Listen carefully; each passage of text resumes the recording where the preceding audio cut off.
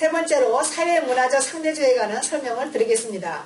여기서의 그 개념체계나 그 도덕적 믿음은 그것이 생기는 사회마다 문화마다 각기 상대적이다.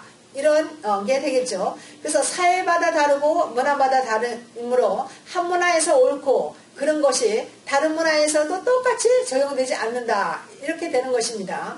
예를 들어서 미국에서는 그 여러 다인종이 있습니다. 그래서 우리가 그것을 미국 사람들이 멜팅 팟이다. 모든 것을 다 이렇게 한꺼번에 비빔밥처럼 모아서 이렇게 멜팅한다, 섞는다 이거죠. 또 한쪽에서는 멜팅 팟은 개인의 어떤 그 개성들이 없어지니까 이왕이면 샐러드 보울로 하자. 그래서 샐러드를 이거 먹고 저거 먹고 맛을 보듯이 각각의 개성을 존중하면서 하나로 어우러지는 그것이 더 진보적인 개념이 아닌가 뭐 이런 얘기를 하는 것도 있습니다. 이런 식으로 어떤 그 문화마다 서로 다른 것이 있는 거죠. 문화마다. 그래서 세상을 보는 다른 방법이란 것이 없다라는 것입니다. 그래서 자기 문화가 옳다고 주장하는 것은 거만한 거다. 이렇게 생각하는 겁니다. 그래서 우리는 다른 문화를 판단할 수도 없고 해서도 안 된다. 이렇게 얘기하는 거죠. 그래서 우리가 세상에 대해서 다르게 보는 것은 우리의 개념 체계를 통해서 바라보기 때문이지 우리의 개념 체계를 통하지 않고 바라보는 중립적인 방법이라는 없다는 거죠. 그러니까 우리가 그 자신들의 개념 체계에서 빠져나올 수도 없고 거기에 갇혀서 자신들의 그 눈으로 바라볼 수밖에 없다. 따라서 모든 개념 체계는 그 자체가 옳고 그런 것이 아니라 각기의 진리 기준이 있으므로 다른 것들과 비교해서 진리라 주장할 수 없다 이겁니다. 그래서 뭐 서양 문화, 동양 문화가 다르고 남성 문화, 여성 문화가 다르고 백인 문화, 흑인 문화가 다르고 게이 문화, 스트레이트 문화가 다르다. 뭐 이렇게 우리가 예를 들 수 있겠습니다. 그 다음에 그 네 번째로 ethical relativism. 그러니까 번째로 ethical moral relativism. 도덕적인 상대주의에 관한 설명을 드리겠습니다. 도덕적 상대주의는 모든 도덕적 기준이 개인이든 사회든 다 옳다. 그런 얘기입니다. 그래서 옳고 그름의 보편적인 절대적인 기준이 없는 거죠. 그래서 한 개인이나 사회에서 옳은 것이면 옳은 것이지 그것이 꼭 다른 개인이나 사회에서 옳을 필요가 없다. 뭐 이렇게 얘기하는 겁니다. 뭐 예를 들면 몰몬계에서는 뭐 일부 다처제가 있지 않겠습니까? 근데 그것이 다른 사회에서는 통용이 안 되는 것이죠. 이런 예는 많이 있습니다. 그래서 또 여기서 한마디로 해서 whatever is right. 무엇이든 옳다. 이런 것이 되는 것이죠. 그래서 여기서는 어떤 도덕 논쟁, 그 도덕적인 서로의 어떤 다른 것을 그것을 이렇게 해결할 합리적인 방법이 없다. 이렇게 보는 것이죠. 또 아무것도 증명할 수도 없다. 이렇게 보는 겁니다. 근데 여기서의 문제는 이런 생각이 결과적으로 moral hazard, 도덕적인 그런 위기를 가져온다는 것입니다. 만약 여기 도덕적인 상대주의적인 도덕, 만약 여기 상대주의적인 그런 도덕 개념을 가지고 우리가 북한의 인권을 논하거나 이슬람에서의 여성 인권을 논하거나 할 때 이것이 안 되는 것이죠. 다섯 번째로 literary of hermeneutical relativism. 그러니까 어떤 문학 비평에서의 그 상대주의를 말하는데 이것은 다른 말로는 deconstruction이죠. 그러니까 해체주의라고 얘기하죠. 그래서 문학의 내용은 독자가 좋은 대로 해석하면 되는 것이다. 이런 겁니다. 예를 들어서 미국 헌법이 세습 군주의 헌장으로 읽혀져도 되는 것이고 어떤 공산주의 선언이 어떤 신비로운 어떤 그런 종교적인 그런 신학으로 읽혀질 수도 있다. 뭐 이렇게까지 극단적으로 얘기할 수 있을 만큼 이렇게 글이나 연설도 그 독자가 마음대로 해석을 하면 되는 거고 맞고 틀리는 게 없다 이런 겁니다.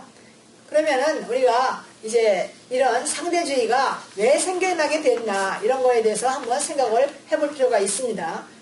결국 이런 상대주의는 각기 다른 세계관과 믿음 체계의 충돌의 결과로서 생겨난 건데 결국 이제 서로 관용을 이제 원하는 마음 때문이죠. 컨플릭트를 피하고 그래서 인간은 이제 그 근본 정신에는 오류투성이고 인간 누구도 진리의 어떤 독점자가 될 수 없다 이런 생각이 그런 자각이 깔려 있다 이렇게 볼 수 있습니다.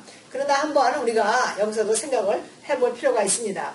상대주의는 문제는 그 모든 인류를 위해서 가치 있는 그런 객관적이고 보편적인 진리를 거부하는데 심각한 문제가 있는 것입니다.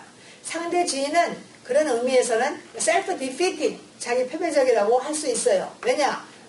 내가 무슨 말을 하는데 남이 자기 생각을 존중을 안 해주고 또 동의를 안 하면 그 자기의 상대주의적 진실을 세우기가 불가능하게 되는 거죠. 그러니까 남의 생각도 맞는 것 같았잖아요. 그러니까 상대주의적 진실을 세우려다가 기반이 되는 상대주의에 의해서 진실이 거부되는 것이지 되는 거죠. 그래서 상대주의적 진실을 남에게서 배우거나 토론이나 의논한다고 하는 것이 이제 초점도 없고 소용이 없게 되는 거죠. 그러니까 중요한 판단을 내릴 때도 여기서는 증거를 댈 수도 없고 서로 믿고 아는 것을 존중해서 정당하게 평가를 내. 그래서 이러한 문제가 정당 정치에 있어서도 드러나고 있는 현실입니다. 이렇게 판단이 불가능하니까 이론적으로는 이 사람들의 행동 지침을 내릴 수가 없는 겁니다. 그런데 상대주의자는 신념이나 믿음을 단지 임의적으로만 채택합니다. 상대주의에서 그 신념이나 믿음을 단지 임의적으로 채택하기 때문에 어떤 행동 그 지침을, 강령을 내릴 수가 없는데 원칙적으로는 이래야 되는 거죠. 그러나 실상은 결과적으로 이 정치 현실에서도 보듯이 어떤 패거리 집단, 이기주의 그 문화를 만드는 양상으로 나아가고 있는 부작용을 낳습니다. 그래서 자기 진영 안에서 무슨 사고가 생기면 그것이만 문제고 다른 쪽은 몰라라 하는 그런 현실도 있는 거죠. 왜 그렇습니까? 바로 실용적 상대주의 자체가 지니고 있는 그런 맹점이라고 할 수 있는 겁니다. 가치 있고 객관적이고 보편적인 진리 기준이 없으니까 진리나 정의에 대한 파운데이션이 없는 거죠. 그러니까 한마디로 흔들리는 터전 위에서 세워진 것입니다. 그래서 그러면 객관주의에 관한 설명을 드리겠습니다. 그러면 상대주의 반대가 절대적이고 흠이 없고 교정이 불가능하고 영원히 가치 있는 지식과 믿음의 체계가인가 이런 것을 우리가 절대주의, 압솔루티즘이라고 하지 객관주의, objectivism은 아닌 거죠. 그러니까 이 objectivism, 객관주의는 상대주의와 절대주의의 이 양자의 단점을 보완하는 것입니다. 이 객관주의는 사회의 심리적 상황의 변천에도 불구하고 지식에 접근할 수 있고 역동적이고 셀프 커렉팅, 스스로 자가 커렉션, 정정을 할 수 있는 그런 믿음 체계를 유지할 수 있는 합리적인 이성에 기반한 그런 믿음 체계입니다. 그래서 객관주의에서는 그 진리가 흠이 있거나 또 완전한 진실이 아니고 반만 진실이거나 또한 정정할 수 없거나 또 온전하게 그 진리를 우리가 얻을 수 없다 하더라도 어떤 보완할 수 있고 또한 어떤 그것을 평가할 수 있는 그래도 믿을 만한 그 판단 기준이 있다는 것이죠. 객관주의는 확실해야 되거나 아주 그냥 그 궁극적 진실과 완전히 일치해야 된다는 그러한 그것을 필요로 하지 않습니다. 그러니까 지식은 확실치 않고 오신될 수 있다는 거죠.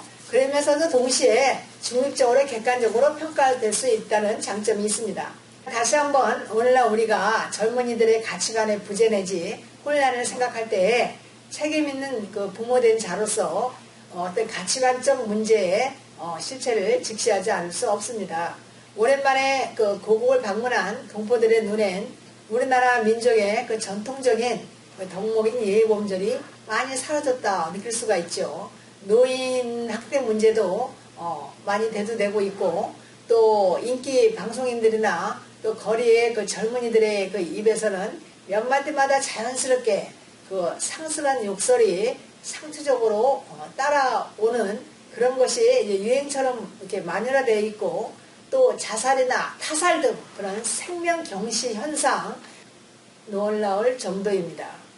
그래서 다시 한번 이런 모든 그런 좋지 않은 그런 현상들은 우리가 그 어떤 그 도덕 체계, 가치 체계에 대한 교육의 부재가 아닌가도 생각이 되는 것입니다. 그래서 상대주의 교육에 만연한 그런 폐단이다라고 생각이 되는 것이죠. 그래서 다시 한번 C.S. 루이스의 인용을 통해서 상대주의의 문제점을 한번 되새겨 보면서 오늘 강의를 마치겠습니다. 상대주의 교육의 무서운 점은 머리의 지식과 충동적 본능이 따로 놀고 가슴에 살아있는 양심이 없는 인간을 만들어내는 것이다 라는 말씀입니다. 다음번엔 자연주의에 관한 설명을 드리겠습니다.